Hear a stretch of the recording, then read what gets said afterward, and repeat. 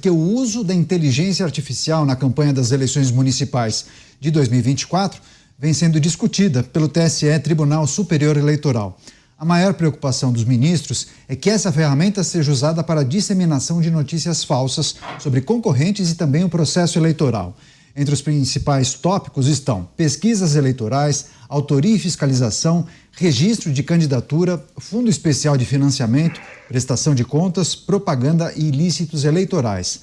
A publicação das minutas com sugestões de regras para o pleito será divulgada pela ministra Carmen Lúcia no dia 4 de janeiro e também no dia 19, interessados poderão sugerir ajustes nesses textos. Os ministros do TSE vão decidir as regras da disputa eleitoral após as discussões e devem aprovar as instruções no plenário da Corte até o dia 8 de março. Dantas, inteligência artificial, a gente tem visto muitos conteúdos sendo compartilhados nas redes sociais, mas conteúdos de entretenimento, mas que chamam a atenção pela realidade, né? Você consegue reproduzir exatamente a imagem de determinada pessoa, o timbre de voz é o mesmo, você coloca a frase que você quiser. Isso no ambiente de ficção, de entretenimento, é curioso, pode até ser engraçado. Agora, se a gente olhar para campanhas eleitorais, é uma arma, é um risco terrível, enorme. Qual é o tamanho do desafio do TSE e o que a gente tem que ficar atento para essas deliberações e esse texto que deve ser sugerido muito em breve? Bom, primeiro que estamos aí, o Congresso não consegue nem discutir fake news, já vai ter de se debruçar sobre inteligência artificial, que já é a próxima geração. A tecnologia evolui muito mais rápido do que os nossos políticos têm capacidade de legislar sobre ele. E naturalmente, esse debate sobre fake news, ele está sendo manipulado para que um lado do espectro político se beneficie da censura do outro lado. Então, como não há honestidade no debate, não há, o que há é cinismo, hipocrisia e tentativa de controle, o que você tem é que a gente não consegue evoluir no debate, não consegue evoluir na legislação e o TSE vai ter de fazer o trabalho. O TSE vai ter de regular. Inteligência artificial em campanha tem de ser proibido. Terminantemente proibido. Não há o que você permitir, porque a inteligência artificial na campanha, ela é a simulação, ela é a tentativa de você ludibriar, né? Ludibriar. Então, na verdade, é o engano. Né? Então, a Justiça Eleitoral tem que garantir que o eleitor não seja enganado.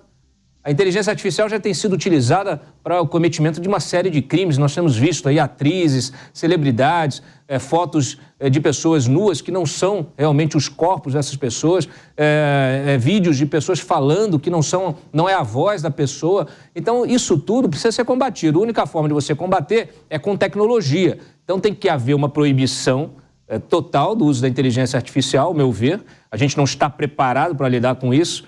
E o TSE precisa se municiar de tecnologia para fiscalizar isso, através, inclusive, da cooperação com as redes sociais. Então, quando você vê todo mundo atacando as grandes plataformas, etc., só as Big Techs têm capacidade técnica, tecnológica, de identificar um vídeo fabricado, né, manipulado com inteligência artificial. E nós estamos atacando essas plataformas, atacando as redes sociais, tentando colocar na conta delas essa conta do discurso, do conteúdo, da censura. Então, olha, difícil, né, aqui no Brasil, realmente, enquanto a gente vivenciar essa manipulação, esse uso político ideológico, uma guerra ideológica, sendo que são problemas que atingem a todos, devemos sempre lembrar, o grupo que hoje está no poder, amanhã pode estar na oposição. Então, você não pode criar mecanismos que só beneficiam um lado do espectro político, que só beneficia uma visão de mundo. Por quê? Porque uma hora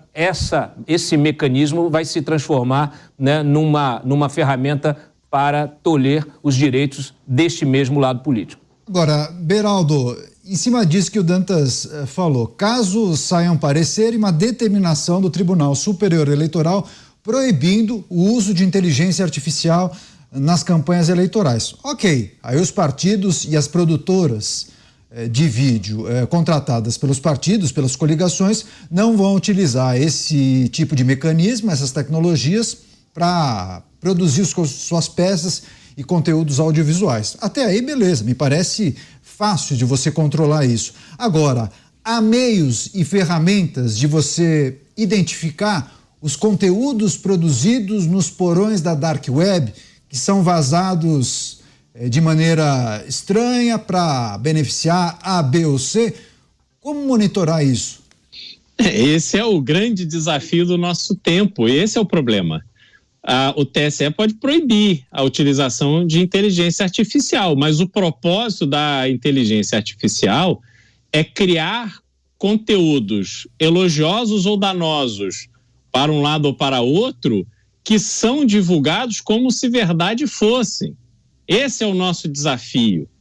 A gente viu acontecer no Brasil, em diversas eleições, vídeos que são distribuídos para colocar um candidato numa situação vexatória e tal, e que isso acaba tendo uma repercussão muito grande. Então, como tratar disso? Aí a gente tem que lembrar que quando a gente cria esse clima de vale tudo no nosso ambiente eleitoral, os instrumentos ficam mais difíceis. Porque quando a gente vê uma decisão, por exemplo, dessa que tirou direitos políticos e eleitorais de Deltan Dallagnol com base na possibilidade de que talvez ele fosse vir a ter um processo e tal.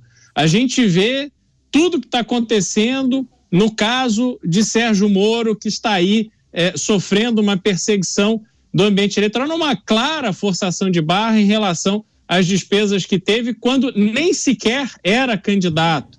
Então, tudo isso vai dando um sentimento ruim, negativo, uma descrença.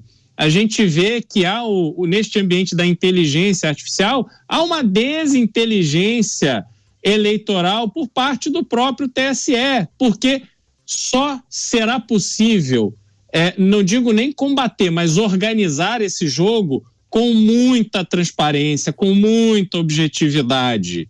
A gente não pode ver os nossos julgadores, os defensores do nosso processo eleitoral sendo envolvidos nessas circunstâncias que tiram a sua própria credibilidade, porque é só com credibilidade que você combate isso, Canhado. Você pode pegar os conteúdos oficiais e dizer, olha, sempre que um conteúdo de cunho eleitoral e político aparecer com alguém, terá que ter lá um QR Code que qualquer pessoa poderá fazer o scan e vai levar na página daquela pessoa. Então vai ter lá claudiodantas.com.br, que é a página oficial do Dantas, e ele vai estar testando aquela veracidade daquele vídeo. Mas esse é o vídeo que se quer que divulgue. O problema é justamente esse submundo que faz tudo, né? Que faz falecido voltar a cantar, as pessoas que hoje têm uma vida decente serem retratadas numa situação de indecência, isso tudo a revelia da própria pessoa, ela só fica sabendo depois que já tomou uma proporção enorme. Então, de novo, o grande desafio do nosso tempo. Programa Os Pingos nos Is e os principais destaques e acontecimentos desta terça-feira, sempre com as análises dos nossos comentaristas. Agora você, Dantas, o Beraldo fala no grande desafio. As Big Techs, as plataformas, têm mecanismos para conseguir filtrar e identificar esses conteúdos com objetivos de prejudicar a imagem de um candidato, ou não necessariamente? É preciso também um cuidado por parte dos usuários? Olha, o usuário, a gente tem de entrar numa discussão que também é uma discussão chata, né? Porque quando a gente fala aqui toda hora, né? O cidadão já carece de educação formal. A maioria é analfabeto funcional, não consegue nem perceber a realidade na qual está inserido, não consegue decodificar, né, os códigos que estão colocados de linguagem, etc., não consegue entender. Muitas vezes você faz uma postagem no Twitter e você vê comentários de pessoas que não conseguem nem compreender aquilo que você escreveu e saem falando uma porção de bobagem. Aí se coloca um desafio ainda maior, o Daniel, que é o de educação digital, que alguns grupelhos de esquerda resolveram, tentaram pelo menos, se atribuir vamos dizer assim, esse direito e o dever moral de fazer essa educação, como se eles fossem donos da verdade. O fato é o seguinte: todo o ambiente, todo esse ecossistema digital no qual vivemos, ele nos chega.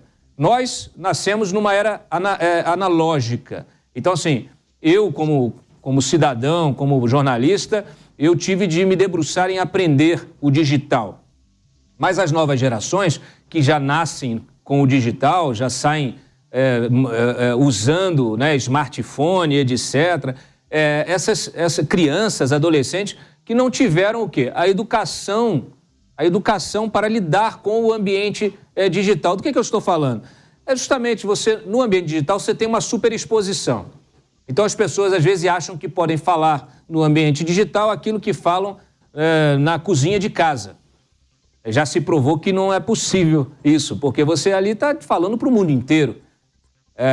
Você, muitas vezes, coloca seus dados pessoais, você coloca a sua rotina pessoal, você diz onde mora, o carro que tem. A bandidagem fica eufórica, né? Porque não precisa fazer pesquisa nenhuma, está tudo lá. Então, esse ambiente digital, ele tem uma série de características que elas precisam ser integradas no próprio aparato educacional. As crianças, as novas gerações, adolescentes, etc., precisam ser educados a lidar. Eu não estou falando aqui de educação política e ideológica, não estou falando aqui de doutrinação, de nada disso. Eu estou falando de usar essas ferramentas considerando aquilo que você falou. A cautela na hora de compartilhar uma informação, né? O uso excessivo dessas ferramentas. As pessoas compartilham matérias sem ler, compartilham postagens sem checar. Essa postagem mesmo que eu falei do Felipe Neto viralizou. As pessoas não estão preocupadas, são preguiçosas. Elas não vão atrás de saber o que define o câmbio, o que define o PIB, sabe? Então, assim, isso é incontrolável, né? Isso cresce numa escala realmente geométrica.